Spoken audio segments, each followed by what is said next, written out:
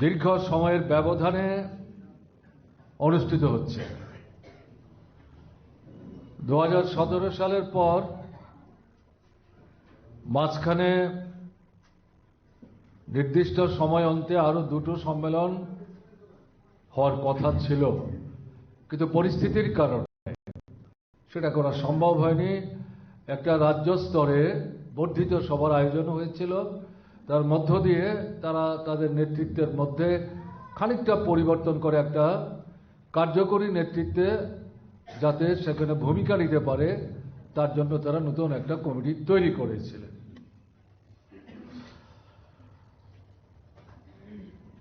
আমি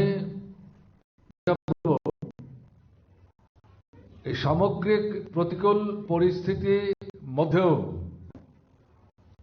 তপশিলি জাতি সমন্বয় সমিতি যেমন মাথা করেনি, তার অন্তর্ভুক্ত অঙ্গ সংগঠন তারা যেমন মাথা নত করেনি, তেমনি চর্বশিল্পী সমিতি তারাও মাথা তো নত করেনি, তার মধ্যেও নিজেদের জরুরি দাবি দেওয়া নিয়ে তেমনভাবে বৃহত্তর পরিসরে আন্দোলন সংগঠিত করতে না পারলেও সামগ্রিকভাবে তপশিলি জাতি সমন্বয় সমিতির উদ্যোগে সংগঠিত আন্দোলন এবং অন্যান্য গণতান্ত্রিক শক্তির সাথে সমন্বিতভাবে জনস্বার্থে অবশ্যই তপশিলি অংশের মানুষের স্বার্থ যাতে যুক্ত প্রত্যক্ষ পরোক্ষভাবে সেই দাবি আদায়ের সংগ্রামে চর্বশিল্পী সমন্বয় সমিতি গুরুত্বপূর্ণ ভূমিকা পালন করেছে, এটাকে অস্বীকার করার কোনো সুযোগ নেই। সংগঠনটি বরাবরই লড়াকু সংগঠন, জন্মের পর থেকেই, প্রতিষ্ঠার পর থেকেই লড়াইয়ের ময়দানে তারা ছিলেন, আছেন। তো এই পরিস্থিতির মধ্যে দাঁড়িয়ে যেটা বলতে চাই, আমি খুব বেশি সময় নিয়ে কথা বলবো না, সময় সংক্ষেপ করে দু চারটি গুরুত্বপূর্ণ বিষয়ের প্রতি আপনাদের দৃষ্টি আকর্ষণ করব।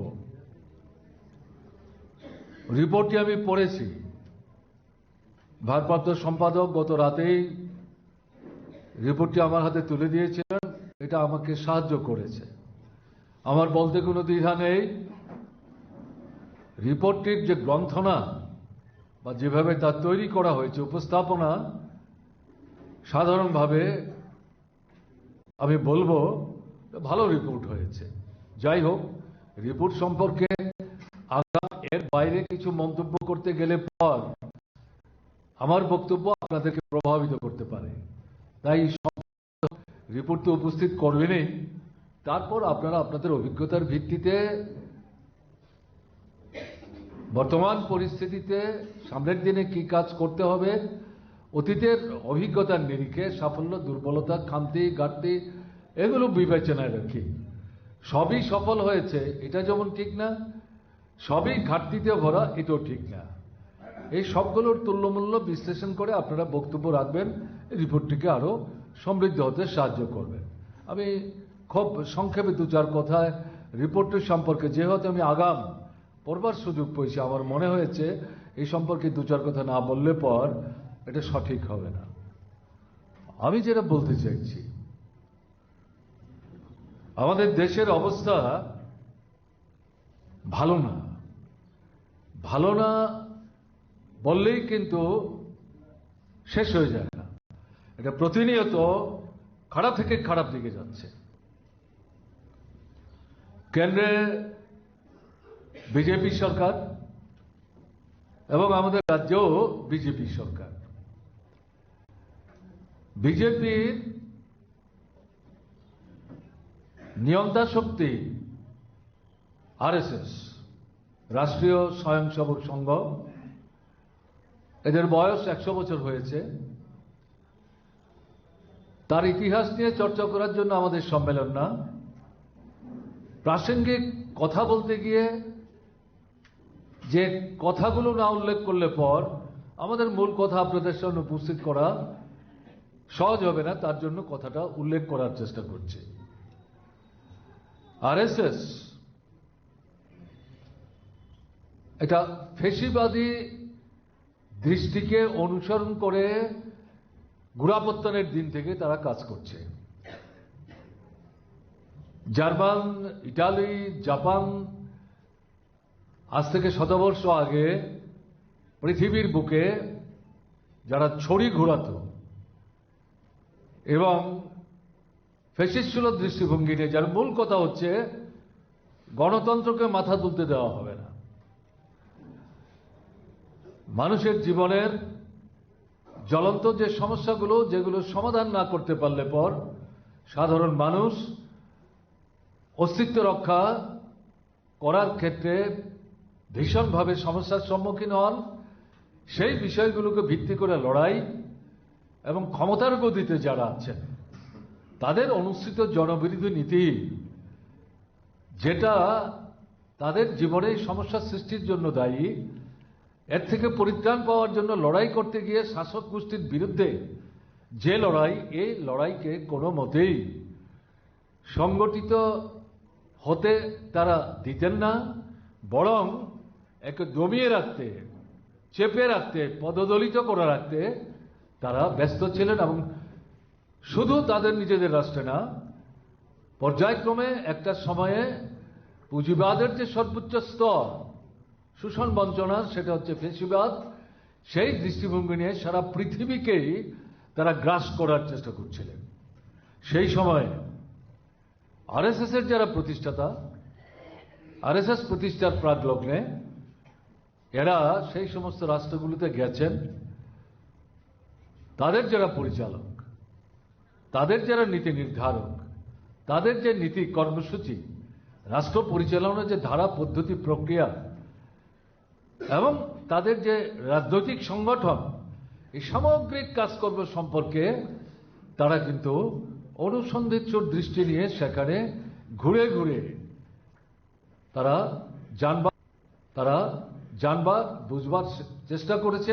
তাদের যে মূল নেতৃত্ব, এমনকি রাষ্ট্রনায়করা, তাদের সাথেও তারা কথা বলবার সুযোগ নিয়েছে এবং এরই ভিত্তিতে ভারতবর্ষে তারা ফ্যাসিবাদী দৃষ্টি নিয়ে, অর্থাৎ দেশের মধ্যে জনগণের মধ্যে ধর্মের দিক থেকে যারা সংখ্যাগরিষ্ঠ, এদের প্রাধান্য প্রতিষ্ঠা করবার জন্য ধর্মীয়ভাবে যারা সংখ্যালঘু, এটা শুধুমাত্র মুসলিম মনে করার কারণ নেই, অন্যান্য যারা সংখ্যালঘু তাদেরকে পদদলিত করে রেখে সেখানে পুঁজিবাদের যে বিকাশ, অর্থাৎ শোষণ ভিত্তিক যে অর্থ ব্যবস্থা, শ্রমজীবী মানুষকে ঠকিয়ে ন্যায্য পাওনা থেকে বঞ্চিত করে সমাজের ছোট্ট একটা অংশ, শতকরা 10 জন 100 জনের মধ্যে তাদের পুঁজির পাহাড়কে পর্বতে পরিণত করার জন্য যা যা করার, এই সাম্প্রদায়িক দৃষ্টিভঙ্গি নিয়ে সাম্রাজ্যবাদী শক্তির অনুচর হিসাবে আন্তর্জাতিক ক্ষেত্রে পুঁজিবাদ সাম্রাজ্যবাদ যেভাবে বিস্তার লাভ করছিল, তার সহযোগী শক্তি হিসাবে ভারত রাষ্ট্রের মধ্যে তারা কাজ করবার চেষ্টা করছে। সেই দৃষ্টি নিয়ে এরা আমাদের দেশে কাজ শুরু করেছে। এরা দর্শনের দিক থেকে, ভাবনার দিক থেকে, চিন্তার দিক থেকে যে বিষয়ের উপর সবচেয়ে বেশি নির্ভরশীল, সেটা হচ্ছে মৌলবাদী ভাবনা চিন্তা। তার যে দর্শন, সেই দর্শনের আমি প্রধানত যে কথাটা বলবার চেষ্টা করছি, এরা মহিলাদেরকে গণতান্ত্রিক অধিকার দেওয়ার বিরুদ্ধে এবং স্বাধীনভাবে মতামত ব্যক্ত করার যে অধিকার, তার থেকে তারা বঞ্চিত। তাদের কাজ ছিল সন্তানের জন্ম দেওয়া, এদেরকে ছোট থেকে বড় করা, পরিবারের মানুষদের রান্না বান্না করে খাওয়ানো, এই বাড়ি পরিষ্কার পরিচ্ছন্ন রাখা, বাড়ির বাইরে তাদের যাওয়ার কোনো সুযোগ নাই। এবং এই যে অধিকারগুলো, এগুলোই বলা যায় কৃপণের মতো, এগুলোও দিতে তারা রাজি না। মানে এদের যে ভাবনা চিন্তা, এগুলো দেওয়ার ক্ষেত্র, এগুলো ভোগ করার ক্ষেত্র, সেখানে তাদের যে মান সম্ভ্রম, এই বিষয়গুলো তারা কিন্তু গুরুত্ব মোটেই দিত না। এটা হচ্ছে একটা দিক। মহিলারা সমাজের অর্ধেক, তাদেরকে যদি এভাবে গৃহবন্দী করে রাখা হয়, সমাজের বিকাশ কি করে হবে, সমৃদ্ধি কি করে হবে, সমাজ ব্যবস্থা, রাষ্ট্র কি করে এগিয়ে যাবে, এগুলো তাদের ভ্রুক্ষেপের বাইরে। এটাই তাদের মতাদর্শগত শ্রেণীগত দিক থেকে রাজনৈতিক অবস্থান।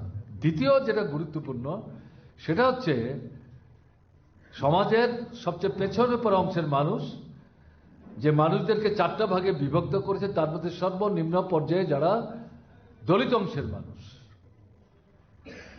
এই অংশের মানুষ, এদের কোনো অধিকার নাই। এদের কাজ হয়েছে তাদের যে ব্যাখ্যা, তাদের যে বিশ্লেষণ, মনুসংহিতার নিরিখে এরা জন্মই নিয়েছে। তাদের উপরে যারা আছে আরো তিনটা পর্যায়, একেবারে ব্রাহ্মণ থেকে আরম্ভ করে, এদের সেবা দাসের ভূমিকা তারা নেবে।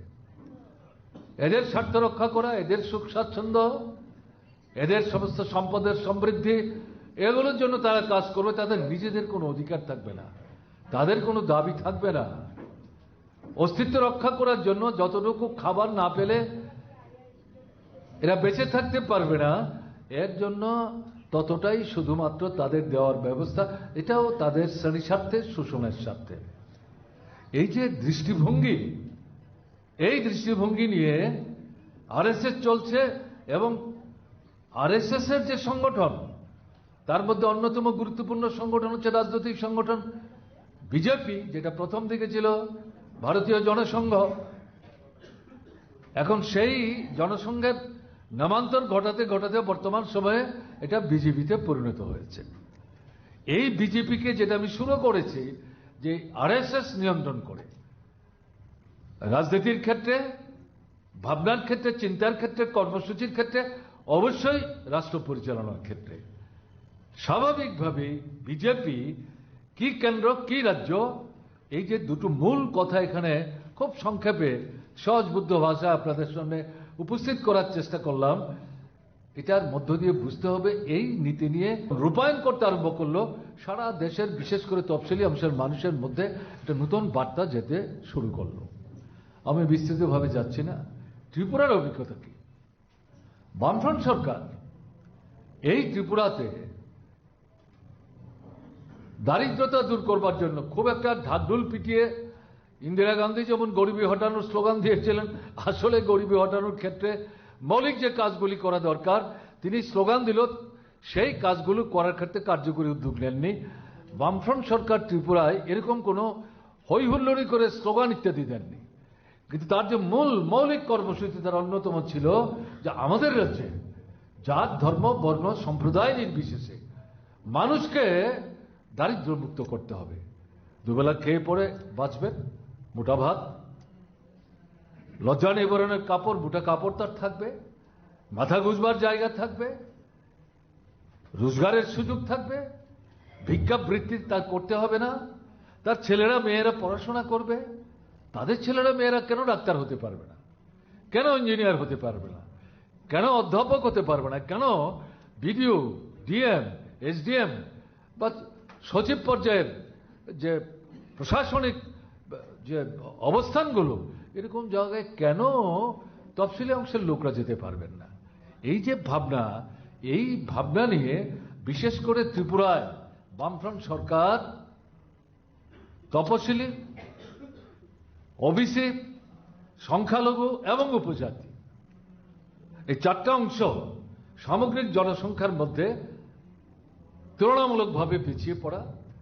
বামফ্রন্ট সরকার সচেতনভাবে সিদ্ধান্ত নিল যে এই অংশের মানুষ, তাদের জীবনের মূল সমস্যাগুলি যদি আমরা সমাধান করতে না পারি, যতই আমরা ভাবি না কেন, আমাদের চিন্তা চেতনায় বাজেট ইত্যাদি তৈরি করি না কেন, সাধারণভাবে ত্রিপুরাকে দারিদ্র্যমুক্ত করা যাবে না। ফলে এটা ভাবনায় রেখে এই চারটা অংশের জন্য সুনির্দিষ্টভাবে, আলাদা আলাদাভাবে, পর্যায়ক্রমিক সরকার 2 বছর, 3 বছর, 5 বছরের জন্য কর্মসূচি হাতে নিতে শুরু করলেন। তার মধ্যে তফসিলিদের জন্য এরকম কর্মসূচি, এবং এই তফসিলিদের জন্য যে কর্মসূচি, এই কর্মসূচির রূপায়ণ করতে গিয়ে তফসিলি অংশের মানুষ সাধারণভাবে যেই এলাকাতে সংখ্যায় তুলনামূলকভাবে একটু বেশি, সেই সমস্ত জায়গায় রাস্তাঘাট, জল, কল, বিদ্যুৎ, সেচ, স্কুল, প্রাথমিক হাসপাতাল, বাজার, হাট, মোটর স্ট্যান্ড, এই সমস্ত বিষয়গুলো এগুলো প্রায় ছিলই না বলা যায়। এগুলো সেখানে পর্যায়ক্রমে তৈরি করার ক্ষেত্রে গুরুত্ব আরোপ করেন। তার মধ্যে আজকে আমরা যে চর্মশিল্পী অংশের বন্ধুদের, ভাই বোনদের সম্মেলনে মিলিত হয়েছি, তফসিলি অংশের মধ্যে এরা যে এলাকাগুলোর মধ্যে বসতি স্থাপন করতেন, তুলনামূলকভাবে এই এলাকাগুলি আরো পেছনে, হরিজনদের বসতি এলাকাগুলো আরো পেছনে। এই তফসিলি অংশের মানুষের কর্মসূচি রূপায়ণ করতে গিয়ে পরিকাঠামো উন্নয়নের প্রশ্নে এই জায়গাটার প্রতি বামফ্রন্ট সরকার বিশেষভাবে নজর দেওয়ার চেষ্টা করেছে। এই সঙ্গে সঙ্গে তাদের অর্থনৈতিক উন্নয়নের প্রশ্নে বহুমুখী কর্মসূচি নেওয়ার চেষ্টা করেছেন। আমি চর্মশিল্পী অংশের মানুষের কথা বলবো। চর্মশিল্পী অংশের মানুষের কাজ মানে কি, উপার্জনের ভিত্তিটা কি? মূলত পুরনো জুতা সেলাই করা, তাপ্পি দেওয়া, আর যেন তাদের কোনো কাজ নাই। এটা কিরকম কথা হলো? এর বাইরে যে চারটাপাট্টা অংশকে নিয়ে এই চর্মশিল্পীদের সমন্বয়, এই যে বিরাট সংখ্যা এখানে উল্লেখ করলাম, চারটাপাট্টা অংশ, তাতে নট আছেন, তাতে যারা মানে বাদ্যযন্ত্র বাজার তারা যেমন আছেন, এই যারা চর্মের পোশাক ইত্যাদি তৈরি করেন, এটা আমাদের ত্রিপুরায় খুব কম হতো। মূলত এই জায়গায় এই পুরনো জুতা তৈরি করা, মানে এটাকে ঠিকঠাক করা, নতুন জুতা তৈরি করার ক্ষেত্রে প্রতিযোগিতার বাজারে কিছু যে তৈরি করতেন না, সেখানে এটে ওঠা তাদের পক্ষে কঠিন ছিল। এরকম একটা জায়গায় দাঁড়িয়ে বামফ্রন্ট সরকার এলাকার পরিকাঠামোর উন্নয়নের পাশাপাশি এই জায়গাটার প্রতি তাদের অর্থনৈতিক দিক থেকে স্বাবলম্বী করে তোলার জন্য এরা এই পর্যায়ের মানুষ যারা উপস্থিত করার চেষ্টা করলাম,